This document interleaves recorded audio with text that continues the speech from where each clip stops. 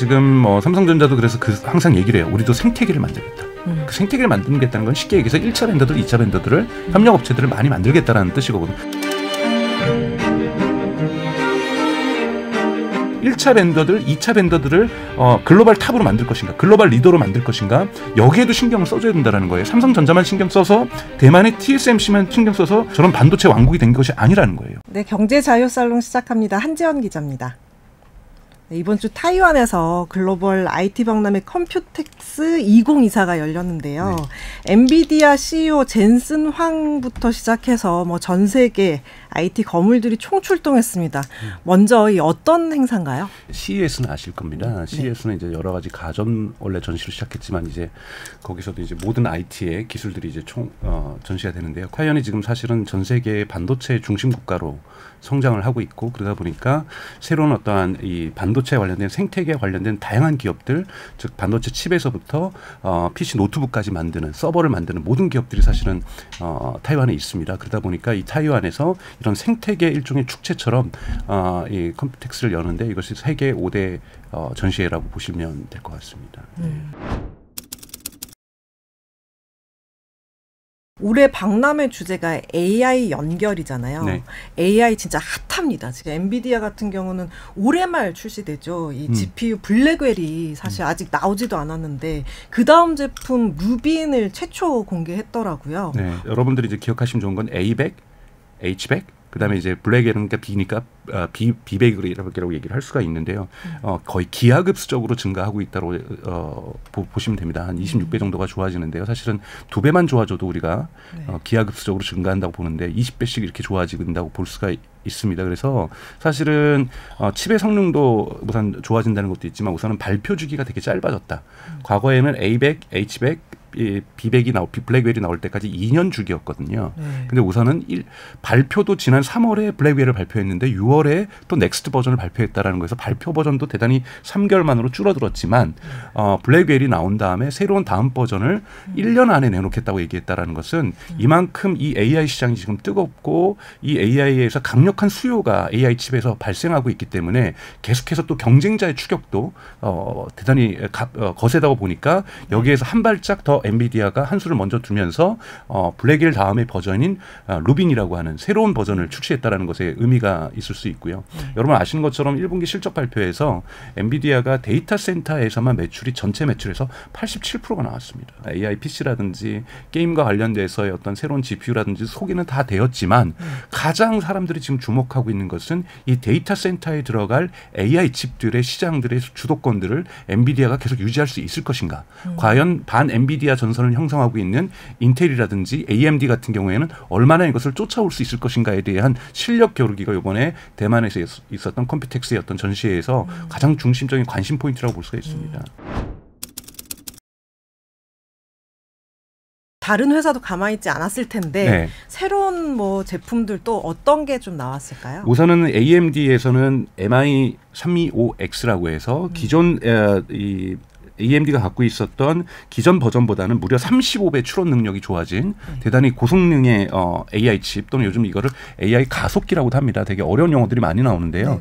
AI 가속기라고 하는 것은 쉽게 얘기해서 우리가 보통 시스템 반도체라고 하죠. 그러니까 GPU만 혼자 있는 것이 아니라 여기는 CPU도 있고 또 NPU도 있고 또 데이터만 처리하는 DPU도 있고, 그리고 여기에 우리가 여러분 잘 아시는 SK 하이닉스에서 만들고 있는 HBM까지 이런 부분들이 다 연결되고 또 이것을 연결하는 네트워킹, 이것의 전송 속도를 좀 좌우하는 서로 간에 연결할 수 있는 이런 것들이 하나의 시스템으로 나오는 것들을 갖다가 요즘은 이것이 특히 AI에 특화되었을 경우에 시스템 반도체가 AI 가속기라고 부릅니다. MI325X라는 것을 AMD에서 내놓고 가우디 3를 갖다가 인텔에 내놔도 GPU들을 연결해서 성능을 더욱더 향상시킬 수 있는 이 소프트웨어가 이들에겐 약합니다.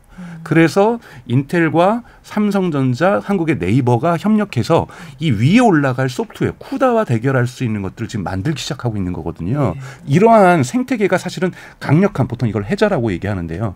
이 해자가 분명하게 존재하고 있고요. 그리고 올해 3월에도 발표했고 이번에 버전이 업데이트인데 NIM이라고 해서 NIM이라고 해서 쿠다처럼 이 AI 가속기에 특화된 이러한 이 소프트웨어를 지금 엔비디아가 출시했고 이 부분에서 좀 더 버전업이 되는 것을 보여줬어요. 그리고 뭐냐면 요즘 오픈 소스로도 AI가 많이 풀려 있습니다. 메타의 라마라든지 그다음 구글에서의 가마라든지 그다음에 프랑스의 미스트랄에서 만든 오픈 소스 AI들이 있거든요. 그래서 아예 엔비디아가 이 오픈 소스를 다 깔아놨어요. 이런 기능, 이런 기능만 필요해요라고 하면 이제 몇 분 만에 조절할 수 있는 소프트웨어를 이번에 전시를 해놨습니다. 개발자들이 코딩만 하면은 그 소프트웨어, 그 하드웨어에서 즉 블랙웰이라든지 또는 H백 위에서 이 인공지능이 돌아갈 수 있게 할 수 있는 소프트웨어라는 림이라는 것들을 출시했다는 것이 더 큰 의미가 있습니다. 이건 뭐냐면 바로바로 사용할 수 있게끔 사용하기 편하게 해놓은 거예요. 대단히 고객지향적으로 하드웨어만 뛰어난 것이 아니라 우리는 여기에서 들어갈 궁극에 돌아갈 인공지능이 바로 돌아갈 수 있게끔 만들어놨다. 이것이 님이라고 하는 거고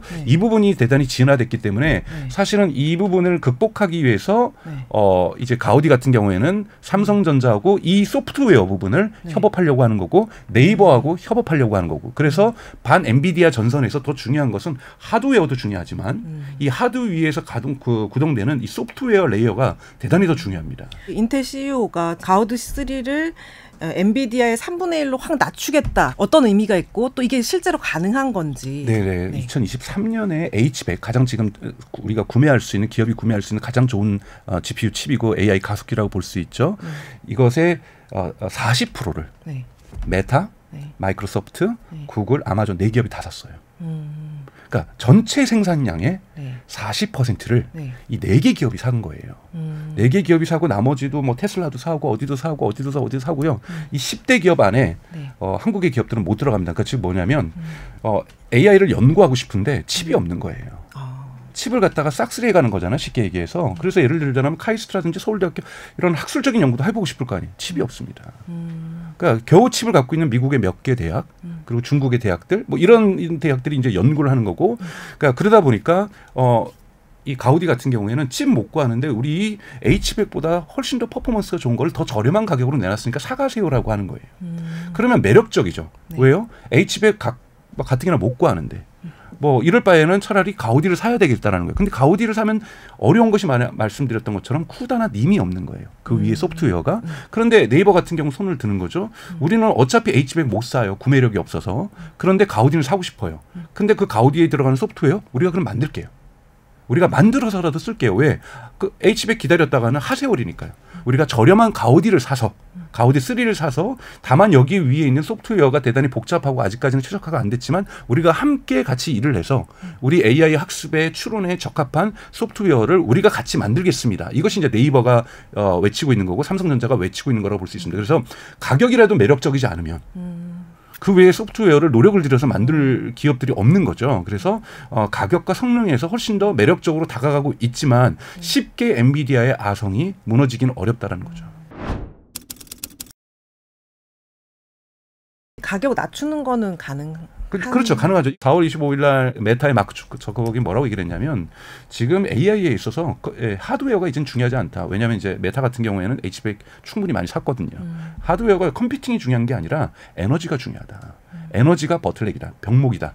왜냐하면 데이터 센터를 지금 계속해서 짓고 있는데 여기 들어갈 전기가 없다라는 거예요. 데이터 센터는 계속 짓고 있는데 AI에 대한 수요가 커지다 보니까 여기에 엔비디아가 칩을 어마어마하게 팔고 있는데 엔비디아 칩 있어도 이 에너지가 없어서 이걸 쓸 수 없으니 에너지도 한쪽에서는 계속 생산해야 되겠지만 엔비디아나 AMD나 인텔이 이번에 다 모든 기업이 걸고 있는 키워드 중에 하나가 뭐냐면 전력 효율성입니다. 더 적은 에너지로 더 적은 퍼포먼스를 난다. 그렇기 때문에 여러분들이 자꾸 전력 효율성 저 왜 자꾸 얘기할까? 전력이 그만큼 지금 부족해지고 있다라는 상황에서 이러한 퍼포먼스가 나오고 있다고 보면 됩니다. 지금 신제품 출시도 막 앞당기고 성능도 막 급하게 끌어올리고 막 뭔가 좀 되게 급해 보이거든요. 반도체 제조사들이 이렇게 좀 급하게 서두르는 이유가 좀 뭘까요? 우선은 수요가 크기 때문이겠죠. 강력한 수요죠. 강력한 수요가 존재하고 있기 때문에 그리고 기업들이 지금 AI 모델 경쟁을 하고 있죠. 오픈 AI의 대표인 CEO인 샘 알트만이 뭐라 그랬냐면 지금 이렇게 진화된 AI가 이제 흑백 TV 수준이다. 앞으로 컬러 TV도 만들어야 되고 그리고 스마트폰도 만들어야 되고 LED 화면도 만들어야 되고 올레 화면도 만들어야 되고 가야 될 길이 이제 흑백 TV라는 거예요. 그러면 여기에서 만들어질 언어 모델의 경쟁이라든지 AI의 진화가 점점 가속도를 붙는데 지금 H백 지금 물건이 없어서 못 파는 거거든요. 그러다 보니까 비싸게 파는 거고 1분기 실적 발표에서 엔비디아 무려 영업 총 매출 이익률이 그로스 마진이 78%라는 이거 기네스북에 오른 겁니다, 여러분. 컴퓨텍스 주인공이 AI PC잖아요. 네. 저도 이제 기자라서 노트북 사용을 이제 많이 하니까 AI PC에 이제 개인적으로 좀 관심이 많은데 그동안 뭐 스마트폰, 뭐 태블릿에 밀렸는데 딱 이제 뭐 AI를 만나가지고 화려하게 기환했다 뭐 이런 평가가 나오더라고요. 우선은 AI PC를 우리가 보통 크게 범주로 올 때는 온디바이스 AI라고 얘기를 합니다. AI는 항상 인터넷과 연결되어 있어야 돼요. 네. 그 클라우드에 연결되어 있어야만 AI가 작동할 수 있는데요. 온디바이스 AI라는 것은 인터넷에 연결되지 않아도 자체 여기에 추론칩이 들어가서 그러니까 우리가 학습이 있고 인공지능은 학습할 때 엄청난 GPU가 필요하고요. 추론할 때도 GPU가 원래 필요합니다. 근데 이제 추론 전용 칩을 PC에다 까는 거예요. AI 폰도 AI PC처럼 인터넷에 연결되지 않아도 우리가 AI를 사용할 수 있다라는 거고 그러기 위해서는 이 안에 보통 NPU라고 하는데요. 추론칩이 전용 추론칩이 들어가 있는 거죠. 그래서 AI 칩도 마찬가지고 애플도 이번에 뭐 다음 주에 있을 WWDC에서 그 애플의 아이폰 15에서는 어떻게 아이폰을 AI 폰으로 바꿀지를 얘기를 할 거고요. 그래서 다 같은 맥락입니다. 이제는 스마트폰과 PC, 태블릿 모두에서 인터넷이 연결되지 않아도 우리가 AI를 쓸 수 있다라는 거고 이 AI가 내장된 PC가 바로 AI PC라는 거고 이제 이렇게 되니까 인터넷이 연결 안 돼도 나는 AI를 쓰고 싶은데 이럴 때 이 AI가 저희 PC 속에서 작동한다라는 거고 또 이것만 작동한다는 건 중요한 건 아니니까요. AI 이 안에 있는 모든 데이터를 과거에는 검색을 하거나 뭘 찾았었는데 훨씬 더 빠른 속도로 내가 필요한 사진을 찾아주고 내가 이 작업을 하는데 이 작업에 의해서 다음 넥스트 엑셀 작업을 하는데 이것을 AI 인터넷에 연결되지 않아도 추천해주고 어때요? 제가 글을 쓰는데 이 글을 갖다가 과거에 너가 썼던 있던 글에서 이렇게 참조하면 어떨까? 이런 식으로 추천을 해준다든지 AI가 저희를 그래서 MS가 만든 코파일럿이 들어가는 거거든요. 코파일럿이라고 여러분들 들어보셨겠지만 오피스 360이라고 하는 인터넷에 연결된 워드라든지 엑셀이라든지 파워포인트에서만 도와줬던 것이 이제 인터넷이 연결되지 않은 곳에서 엑셀과 파워포인트와 워드 작업을 할 때도 코파일럿이 도와주는 거고 AI가 이 코파일럿이 윈도우즈라는 운영체계에도 들어가서 항상 도와주는 이걸 AI PC라는 거고 이것을 지난번 MS가 이미 발표를 했었고 사람들이 바로 구입할 수 있는 시제품이 이번 컴텍스에서 전시가 된 거죠. 이번 박람회에서의 대만 총통 축사가 저는 상당히 좀 인상적이었는데 한번 제가 좀 읽어보면 모두의 노력으로 대만은 AI 혁명의 중심에 서게 됐다. 전 세계 과학기술계의 최고 중량급 스타들이 대만을 찾았다. 대만을 인공지능의 섬으로 만들겠다. 뭐 이렇게 얘기를 했는데 중간에 좀 부인할 수 없는 팩트도 좀 들어가고요. 조금 묘해요. 약간 위협적이기도 하고 좀 어떻게 보십니까? 사실은 이 반도체 부분은 생태계가 대단히 중요합니다. 그러니까 예를 들자면 칩도 중요하고 칩의 메모리 칩도 중요하고 이것을 연결하는 것도 중요하고요. 이것의 보드도 중요하고 다 여러 가지 구성력들이 다 정말 그리고 반도체도 자체에서도 여러 생태계에서 여러 협력들이 대단히 중요하거든요. 칩을 위한 생태계는 갖춰져 있는데 여기에 다 들어가야 되는 거거든요. 근데 대만은 이 들어갈 수 있는 생태계들이 다 있습니다. AI 시대에 훨씬 더 빛을 발하고 있다는 거죠. 역사적으로 그게 어떻게 가능하게 됐는지 왜냐하면 언제적 얘기냐 하시겠지만 PC 조립하던 뭐 대만 아니었냐 뭐 이렇게 말씀하시는 분들도 있잖아요. 엔비디아는 사실은 게임기에 들어가는 그래픽 카드 만들었던 곳이잖아요. 그렇죠. 그래픽 카드를 만들다가 진순왕이 우연히 스탠포드 대학을 방문했더니 거기 있는 연구진들이 박사과정 학생들이 인공지능이라는 게 되게 맹아적인 형태를 만드는데 게임에 들어가 있는 GPU를 갖고 쓰더라는 거예요. 인공지능의 시대가 이제 곧 올 건데 인공지능의 게임에 들어가는 GPU 그래픽 카드를 쓰고 있구나. 그래서 열심히 다시 본사로 돌아와서 야 우리 인공지능에 들어갈 GPU를 만들자.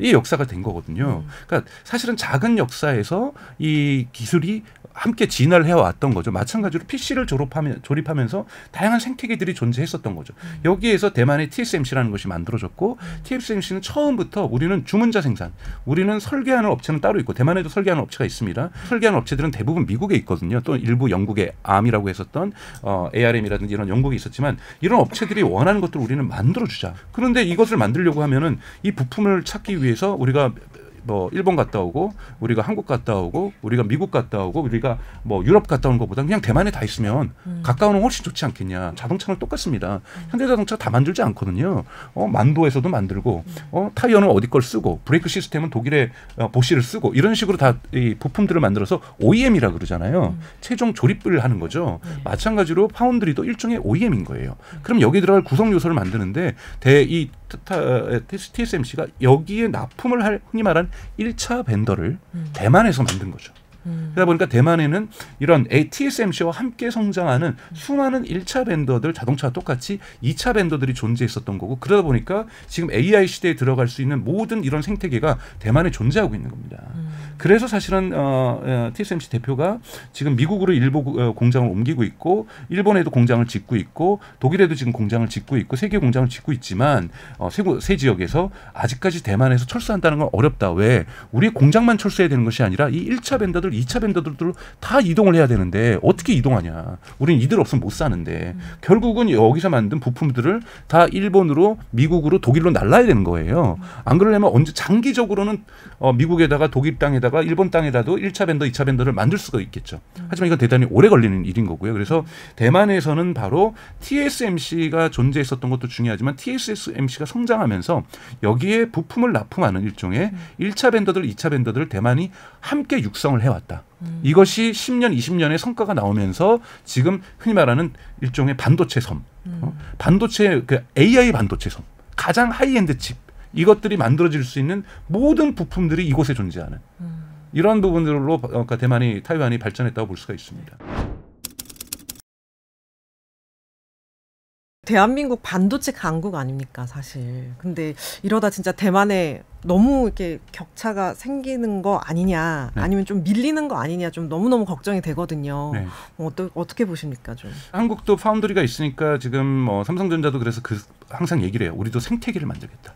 그 생태계를 만들겠다는 건 쉽게 얘기해서 1차 벤더들, 2차 벤더들을 협력업체들을 많이 만들겠다라는 뜻이거든요. 파운드리가 성장하려고 하기 위해서는 함께 할 수 있는 업체들도 글로벌 탑이 돼야 되는 거죠. 이런 부분에서는 좀 시간이 좀 걸릴 거라고 보고 있고요. 그럼에도 불구하고 좀 다행인 것은 SK하이닉스가 되게 오래전부터 HBM이라는 것. 쉽게 해서 과거에 D램이라는 건 이 종이 한 장이었는데 종이를 이렇게 8장을 겹친 겁니다. 겹쳐가지고 얘가 함께 작동을 하니까 훨씬 더 고성능을 하는 거고 연결하는 파이프라인도 대단히 고성능 파이프라인을 하면서 이 8개가 훨씬 더 똑같은 것을 8장을 옆에 놔는 것보다도 8개를 쌓은 것이 훨씬 더 퍼포먼스가 좋은 거예요. 이런 것을 만들었던 것이 HBM이고 이제는 그거를 12장을 쌓으려고 하는 거고 삼성전자는 우리는 한 장짜리만 열심히 만들었는데 한 장짜리를 고성능으로 만들려고 했는데 저렇게 쌓는 게 먹히는구나. 지금 다행히 그나마 H백이 들어가는 이 HBM, 이 고성능 이 메모리 반도체 같은 경우는 SK하이닉스가 100% 납품하고 있어요.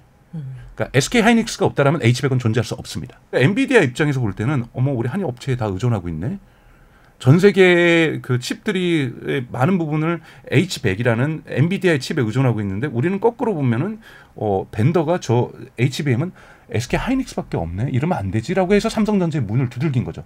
여러분들도 납품하세요. 이번에 컴퓨텍스에서 얘기를 했죠. 삼성전자 품질 탈락된 거 아니다. 삼성전자도 아직도 하고 있고 1차 테스트에서는 떨어질 수 있어요. 그럼 요거 좀 수정해 갖고 와서 2차 테스트 가고 이거 좀 또 떨어지면 또 수정해서 3차 테스트 가고 이렇게 해주는 것이 엔비디아가 지금 이렇게 왜 하고 있냐면 쉽게 얘기하면 하이닉스에만 100% 의존하고 싶지 않다라는 거죠. 어떤 제품 의존성을 다변하는 것이 일종의 위험도를 분산시키는 거거든요. 그런 부분에서 반드시 제가 보기에는 엔비디아는 삼성전자하고 함께 하려고 할 겁니다. 물론 지금 삼성전자는 AMD랑도 함께 하고 있어요. 그래서 SK하이닉스 자체로 또 나쁜 거 아니냐 그럴 때 여러분 보셔야 될 것은 반도체 시장이 너무너무 커지고 있습니다. 너무너무 커지고 있기 때문에 SK 하이닉스 입장에서는 어차피 이 큰 시장에서 지금보다 매출이 늘어날 거고 내년에는 더 늘어날 거고 그 해는 더 늘어나면 되는 것이지 우리가 독점적으로 공급한다? 이거는 영원히 할 수 없는 기업의 역사죠. 언제든지 기업은 항상 위험을 분산하기 시키기 위해서 뭐 벤더들을 다변화하는 것은 기본 속성이라고 볼 수가 있습니다. SK 하이닉스는 한 발 삼성전자보다 더 나아가서 지금 흔히 말하는 뭐 4세대에서 5세대, 5세대에서 6세대 쉽게 얘기해서 여러분 종이를 열심히 겹치고 있다고 보시면 되는 거고 이 겹치고 있는 능력들이 SK 하이닉스는 지금 삼성전자보다는 솔직히 말해서 앞서가고 있다. 삼성전자도 이것을 어떻게 쫓아가느냐, 캐치업하느냐도 중요하지만 전체 AI 반도체 시장 생태계에서 반드시 삼성전자도 필요로 하고 있다. 여기에 삼성전자의 가능성과 미래가 저는 있다고 보고 있습니다. 박람회에서도 그렇고 뭐 최근 IT 반도체 분야, 뭐 로봇 분야도 그렇고 뭐 다 모든 분야에서 뭐 기업별, 국가별로 이익에 따라서 합종 연행하는 게 유독 좀 눈에 띄고 있고 특히 뭐 우리나라가 좀 외로운 신세다 뭐 이런 뭐 평도 좀 나오고 있어요. 우리 기업들은 좀 어떻게 대응을 해야 될까요? AI 시장은 사실은 국내를 중심으로 진행되고 있는 것이 아니라 사실은 미국을 중심으로 한 축으로는 진행되고 있고 다른 한 축은 중국으로 중심으로 하고 있고 이걸 쫓아가기 위해서 유럽이 조금 특히 프랑스의 미스트랄이라든지 이런 업체들이 하고 있는 이 형국으로 이미 1년 반 만에 시장이 정리가 좀 되고 있다라고 좀 생각이 좀 들어요. 그리고 또 이 AI 칩에 대한 수요가 아까 말씀드렸던 것처럼 H백의 수요가 작년에 40%가 마이크로소프트와 메타와 구글과 아마존에 의해서 이루어졌다라는 것. 즉 미국 중심으로 해서 그 수요가 폭발적으로 증가하고 있다는 것을 인정한다라면 결국은 수요에 맞춰서 공급이 맞춰져야 되는 거잖아요. 그렇다면 한국도 좀 전략적으로 사실은 AI 칩 생산에 대단히 전력을 좀 다해야 되고 좀 큰 먼 그림을 봐야 된다고 봐요. 계속해서 지금 IEA가 얘기했던 것처럼 에너지도 2배가 필요한 시대. 그건 뭐냐면 데이터 센터도 2배가 만들어진다는 거고 여기에 필요한 칩도 2배가 된다는 겁니다. 지금 여러분 지금도 시장이 큰데 지금도 엔비디아가 전체 매출의 87%를 데이터 센터에서 내고 있는데 이 매출이 앞으로 2배가 더 뛰어들 거라는 거예요. 어마어마하게 성장한다라는 거고 여기에 납품할 수 있는 HBM의 시장 또한 대단히 크다라는 거죠. 정말 거침없이 성장하고 있는 것이 AI다. 내년에 더블로 성장하고 그 후년에는 또 더블로 성장하고 그 성장한 데서 또 더블로 성장하고 이러한 모양을 가질 거기 때문에 한국도 큰 생태계 1차 벤더들, 2차 벤더들을 글로벌 탑으로 만들 것인가 글로벌 리더로 만들 것인가 여기에도 신경을 써줘야 된다는 거예요. 삼성전자만 신경 써서 대만의 TSMC만 신경 써서 저런 반도체 왕국이 된 것이 아니라는 거예요. 1차 벤더들, 2차 벤더들에게도 어마어마한 신경을 써줬고 정부가 오히려 여기를 더욱더 지원해 주면서 함께 키워왔다는 거죠. 즉 저력을 키워줘야 된다는 거고 여기에 에너지 부분도 신경을 써줘야 된다는 거고 종합적인 사고들이 많이 필요하다고 보고 있습니다. 정신 진짜 바짝 차려야 되겠네요. 이게 네. 파이가 정말 엄청나게 커질 거다 이렇게 네. 말씀을 해주셨는데 이제 뭐 반도체와 AI 뭐 함께 가는 운명 이렇게 생각을 하면 되겠죠. 그러면은 이제 삼성, 뭐 SK 하이닉스 같은 우리 반도체 기업들 앞으로 살 길 모색 기업 입장에서는 좀 어떻게 해야 될까요? 여러 가지 트랙을 가져야 된다고 봅니다. HBM만으로 지금 HBM이 돈을 많이 벌고 있으니까 이건 어떤 꼴이냐면 과거에 D램이 정말 크다고 해서 우리가 메모리 시장만 올인하면 했다가 지금 저희가 이러한 GPU랑 CPU를 못 만들고 있는 거잖아요. 이제서야 막 시작하고 있는 거잖아요. 파운더리도. 그래서 D램에 성장한다고 해서 D램만 올인하면 안 되고요. HBM만 올인해서는 안 되고요. 이번에 그 엔비디아에서 피지컬 AI라고 해서 이제는 AI가 우리가 스마트폰에만 들어가고 이런 것만 들어가는 것이 아니라 로봇에 들어간다. AI 로봇 시장이 사실은 인류가 지금까지 존재하고 있었던 가장 큰 시장이 될 거라고 보통 전문가들이 예측을 하고 있어요. 자동차 시장이 한 30배 규모라고 보고 있거든요. 그러니까 AI의 그러니까 로봇과 결합을 하는 거죠. 그러면 이 로봇에도 추론칩이 다 들어가야 됩니다. 그럼 지금까지는 로봇에도 반도체 수요가 더 폭발적으로 증가한다는 거죠. 그럼 이런 추론칩, 전문화된 추론칩, AI PC에 들어갔던 추론칩처럼 AI 로봇에 들어갈 수 있는 추론칩 시장도 엄청나게 커지겠죠. AI 시대에는 되게 특화된 버티컬한 전문화된 칩들도 많이 필요하기 때문에 이러한 칩들도 국가가 좀 지원해주면서 이러한 관련된 스타트업들이 많이 나타날 수 있고 이런 스타트업들이 SK 하이닉스라든지 삼성전자랑 협업할 수 있는 구도를 만들어내고 해서 삼성전자도 지금 그런 전략을 가지고 있어요. 하나만 잘 만들면 되는 시장이 아니다라는 것. 거기 들어갈 여러 가지의 모든 것들을 우리가 다 글로벌 탑이 돼야 되겠다라는 생각을 좀 가지고 이런 시장에서 기업들도 마찬가지로 하나만 잘하는 것이 아니라 다 잘하는 그러한 전략을 취해야 된다고 보고 있습니다. 컴퓨텍스에서 이게 인텔 CEO가 전체 2위 파운드리가 되겠다 이러면서 또 삼성전자에 대한 견제도 했더라고요. 그만큼 또 미국 또 중국이 이제 뭐 맹추격하고 있는데 좀 어떻게 생각을 하시는지. 우선은 이것이 한 3년 전부터 미국에 있는 외교 안보 쪽에서 전략 분석을 하는 쪽에서 이제 나오면서 이것이 바이든 행정부에서 채택을 한 거죠. 즉 지정학적으로 위험한 전쟁이 나면은 언제든지 멈출 수 있는 한국과 대만의 이런 핵심적인 AI 반도체 칩이 모두가 생산되고 있는 것. 이거는 지정학적으로 우리가 중국하고 전쟁을 한다든지 북한하고 전쟁을 하게 될 경우에 전체 산업이 멈춘다는 경험을 우리가 언제 했냐면 코로나 때 했습니다. 코로나 때 중국에서부터 물건이 못 오니까 전 세계 자동차 생산 공정이 멈춰버리고 공장이 다 멈춰버렸다는 거예요. 그러니까 즉 특정한 지역에 서플라이 체인이 집중되어 있는 것은 세계 경제가 어떤 위기 상황 속에서 제대로 반응할 수 없다라는 것을 이번에 미국이 깨달았고 그렇게 되면서 이 미국이 이런 핵심적인 기술들을 여기에 반도체도 들어가고 태양광도 들어가고 여러 가지가 들어가죠. 배터리도 들어가고 이런 것은 미국 현지에서 생산하겠다. 얘기를 하면서 인플레이션 감축법이라든지 이런 법들을 만들어내면서 미국의 공장들을 유치하면 사실은 천문학적 숫자의 보조금을 주는 거고 가장 많은 보조금을 받은 것이 인텔인 거죠. 사실상 공장 짓는 비용을 미국 정부로부터 그냥 무상으로 다 받았고 한국도 TSMC도 받았고 삼성전자도 받았죠. 이 받았는데 여기 인텔이 워낙 많은 돈을 받았고요. 또 인텔은 미국 정부에서만 받은 것이 아니라 유럽연합에서도 받았습니다. 거의 미국 정부의 반 정도 수준을 갖다가 유럽연합에서 받아서 독일 드레스덴에다 지금 똑같이 파운더리 공장을 짓고 있거든요. 그러니까 거대한 파운더리 공장이 인텔 입장에서는 미국과 유럽에서 그것도 돈 10원 한 푼 1달러 하나 들이지 않고 공장을 하나씩 선물 받은 거잖아요. 이러다 보니 그러니까 인텔 같은 경우에는 우리도 열심히 추격하겠다라는 과거에는 1위 기업이었지만 지금은 한참 뒤에 밀려 있지만 자존심은 구겼지만 지금 국가에서도 이렇게 지원해주고 있고 여러 정부에서 지정학적 위에서도 유럽연합에서도 도와주고 있는 상황이니 우리 한번 해보겠다. TSMC는 꺾지 못해도 삼성전자는 한번 해볼 수 있겠다. 나노 기술에서도 열심히 좀 쫓아오고 있거든요. 이런 부분에서 인텔의 어떠한 추격 또한 이것도 긍정적으로 볼 필요가 있습니다. 이것도 삼성전자에게 자극이 되는 거고 우리도 한번 더 속도 내야 되겠다. 속도 안 냈다가 우리가 SK 하이닉스에 당한 것처럼 2위로 밀려났던 것처럼 이쪽 부분에서 우리가 파운더리 부분에서도 계속 최소한 1위까지는 TSMC하고 저는 인정할 건 인정해야 돼요. 너무 우리가 국뽕에 젖어서 TSMC도 꺾어야지라고 하는데 TSMC하고 격차는 확실하게 존재하고 있어요. 존재하고 있고 물론 꺾으면 저도 좋겠죠. 100년 뒤에 일을 얘기하는 것도 아니고 15년 뒤에도 꺾을 수 있어요. 근데 15년 뒤가 중요한 건 아니고 당장 2, 3년 안에는 TSMC를 꺾기는 어려운 거고 그럼 2위 자리를 굳건하게 유지하는 것 그리고 2위의 시장도 키우는 것.